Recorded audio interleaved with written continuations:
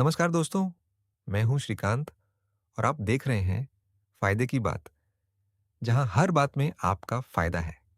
अगर आपकी सैलरी 30,000 रुपये है, तो क्या आप जानते हैं कि उस सैलरी को 50-30-20 रूल से कैसे मैनेज किया जा सकता है? आज हम 30,000 रुपये सैलरी का एक प्रैक्टिकल मनी प्लान बनाएंगे, जिसमें खर्च, पर्सनल स्पेंडिंग, इमरजेंसी फंड और फ्यूचर प्लानिंग सब शामिल होगा। सबसे पहले अपनी सैलरी का लगभग 50% यानी 15,000 रुपये जरूरी खर्चों के लिए रखिए। इसमें घर का रेंट, ईएमआई, राशन, बिजली का बिल, पेट्रोल और इंश्योरेंस जैसे एसेंशियल एक्सपेंसेस आ सकते हैं। अगर आपके जरूरी एक्सपेंसेस 15,000 रुपये से ज्यादा हैं, तो 50-30-20 रूल को ब्लाइंडली फॉलो करने की जरूरत नहीं है। अपनी रियल सिचुएशन के हिसाब से अपना बजट एडजस्ट कीजिए। अब आते हैं 30% पर, यानी 30,000 रुपये सैलरी में लगभग 9,000 रुपये अपनी पर्सनल नीड्स और वांट्स के लिए रखिए। इसमें शॉपिंग, ईटिंग आउट, एंटरटेनमेंट और पर्सनल एक्सपेंसेस आ सकते हैं। लेकिन यहाँ सबसे ज़रूरी बात यह है कि अपनी लिमिट क्रॉस ना करें। बजट का फ़ायदा तभी है जब हम उस पर एक्शन भी लें। अब आता है सबसे इम्पोर्टेंट हिस्सा, अपनी सैलरी का 20% यानी 6,000 रुपये अपने फ्यूचर के लिए अलग कीजिए। अगर आपके पास इमरजेंसी फंड नहीं है, तो सबसे पहले इसी पैसे से अपना इमरजेंसी फंड बनाइए।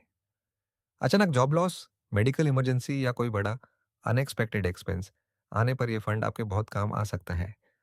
और जब आपका इमरजेंसी फंड बन जाए, तो अपने फाइनेंशियल गोल्स, इन्वेस्टमेंट ड्यूरेशन और रिस्क को समझकर इस 6,000 रुपए को अलग अलग इन्वेस्टमेंट ऑप्शंस में डाइवर्सिफाई करने पर विचार कर सकते हैं।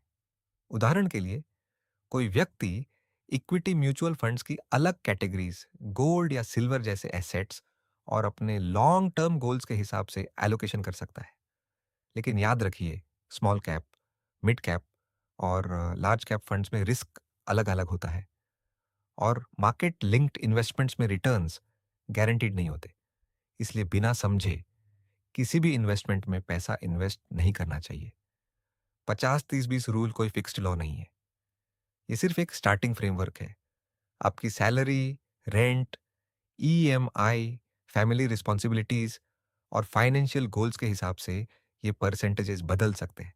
लेकिन एक हैबिट जरूर बनाइए, सैलरी आते ही पहले अपने फ्यूचर के लिए पैसा अलग कीजिए और उसके बाद बाकी पैसा खर्च कीजिए।